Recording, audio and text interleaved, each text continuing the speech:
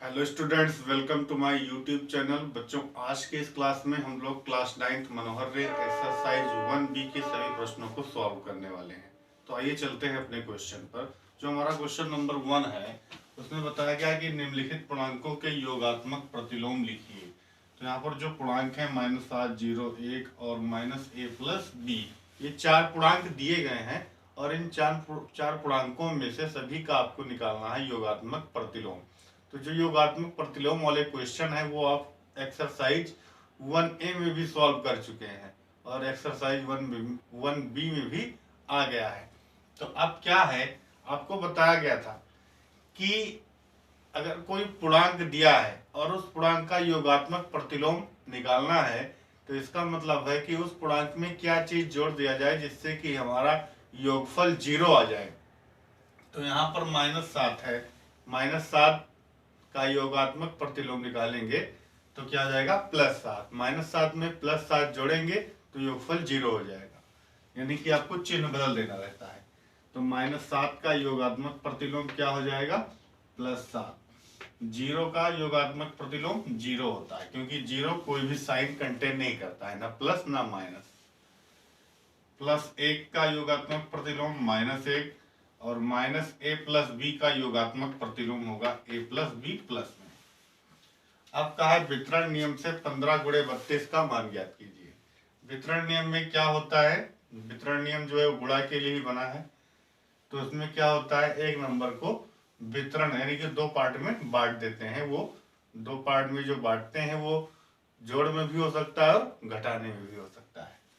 तो यहाँ पर 15 गुणे 32 जो लिखा है, इस 32 को दो पार्ट में बांट देंगे, 30 + 2, ऐसे दो आसान से नंबर में। अब उसके बाद में इस 15 का गुणा 30 में होना है और 15 का गुणा 2 में।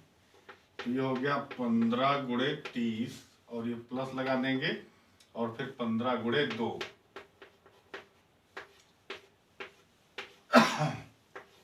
तो 15 को जब 30 से गुणा करेंगे तो 450 हो जाएगा और फिर 15 को 2 से गुणा करेंगे तो 30 हो जाएगा और 450 और ये 30 जुड़ जाएगा तो हो जाएगा 480 आंसर। तो इस प्रकार से वितरण नियम का प्रयोग करके गुणा हो गया।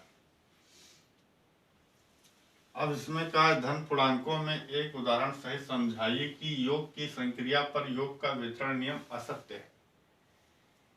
यानी योग की संक्रिया पर, गुणा की संक्रिया पर तो वितरण नियम चल ही रहा है, सत्य है, ऊपर मैंने किया 2 नंबर में, लेकिन योग की संक्रिया पर वितरण नियम असत्य है, ये आपको प्रूव करना है। इसके लिए आपको एक एग्जाम्पल लेना है। तो यहाँ पर एग्जाम्पल आप ले लीजिए। मान लीजिए हमें जोड़ना है 3 में 8, 3 में 8 हमें मान लो जोड़ना है। तो हम क्या करेंगे, 3 लिखेंगे और इस 8 को दो पार्ट में बांटेंगे।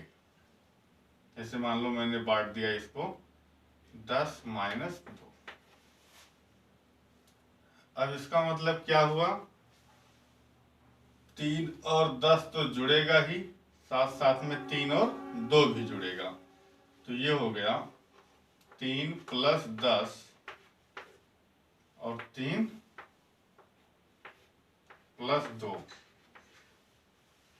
तो यहाँ पर आया 3 और 10 13 -3 और 2 5। तो 13 में से 5 गया, क्या आया 8। यानी कि जब आपने 3 और 8 को वितरण नियम से जोड़ा तो आ गया 8। और अगर आप 3 8 को वैसे जोड़ेंगे तो क्या आएगा 11। तो यहाँ पर आपने देखा जो दोनों रिजल्ट है वो इक्वल नहीं है। इसका मतलब है योग की संक्रिया पर योग का वितरण नियम असत्य है। नीचे लिख देंगे आप, अतः फिर यहीं से उतार देंगे, योग की संक्रिया पर योग का वितरण नियम असत्य है। तो क्वेश्चन नंबर 1 2 3 हम लोग कंप्लीट कर चुके हैं। अब हम चलते हैं अपने नेक्स्ट क्वेश्चन पर। तो क्वेश्चन नंबर 4 है, दर्शाइए कि पूर्णांकों में योगात्मक नियम अद्वितीय होता है। योगात्मक नियम मतलब कि जोड़ का नियम। तो यहाँ पर आप खुद ही देखिए, अगर कोई दो पूर्णांक लेंगे, मान लीजिए माना दो पूर्णांक ए तथा बी हैं।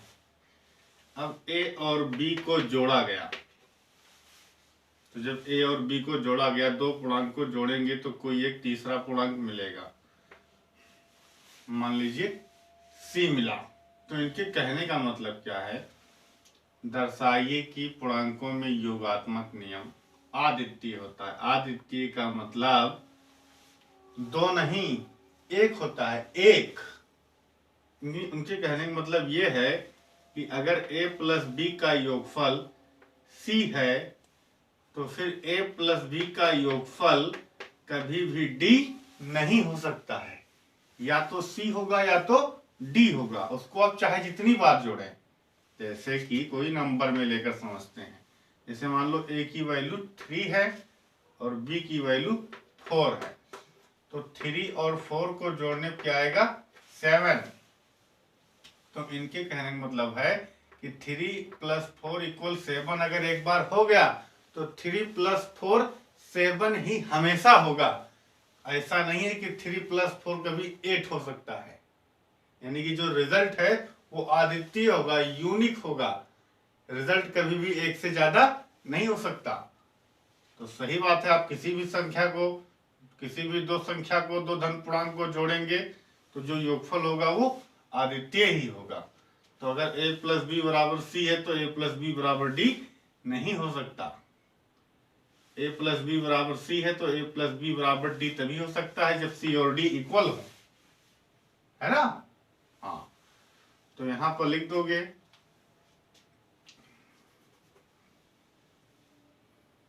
अतः धन पूर्णांकों का योगफल या पूर्णांकों का योगफल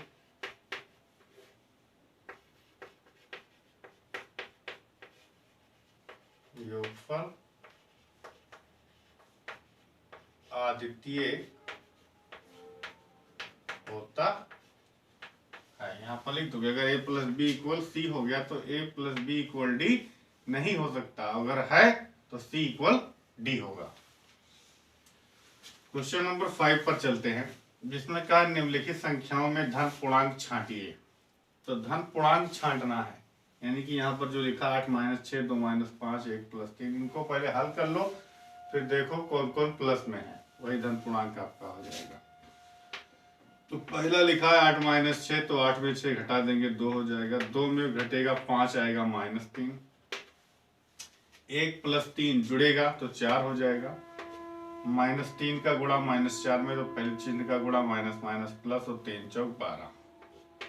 उसके बाद में 8 में 2 से भाग होना है तो हो जाएगा 4, -5 का 3 में गुणा होगा -15, और 3 का 5 में गुणा होगा तो हो जाएगा 15। तो यहाँ पर ये जितने ऊपर पद थे उतने नंबर नीचे आ गए हैं। इसमें से धन पूर्णांक कौन कौन से हैं ये मालूम करना है।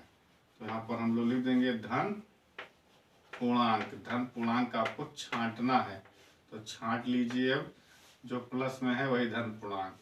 तो 2 हो गया, 4 हो गया, 12 हो गया, 2 4 12 और फिर एक 4 है, फिर 15। तो ये तो आपने धन पूर्णांक बताया, लेकिन आंसर क्या होगा, ओरिजिनल नंबर में मांगेगा। यानी कि 2 आपने किसके जगह पर लिखा था, 8 - 6, तो यानी कि 8 - 6 आपका पूर्णांक है।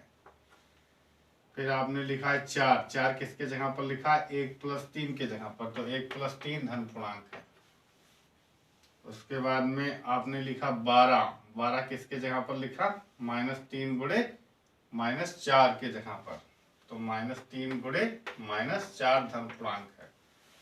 उसके बाद में आपने लिखा 15, 15 आपने लिखा किसके जगह पर, 4 भी लिखा है, तो 4 8/2 है। उसके बाद में 15, 15 आपने लिखा 3 गुणे 5। तो इन सभी का हल जो है वो धन पूर्णांक है। तो इस क्वेश्चन में बहुत ही छोटा एक्सरसाइज भी था ये, प्रश्नावली 1B, जिसमें केवल 5 प्रश्न थे और वो पांचों प्रश्न सॉल्व हो चुके हैं। तो ये एक्सरसाइज कंप्लीट होती है 1B। मिलते हैं नेक्स्ट एक्सरसाइज में।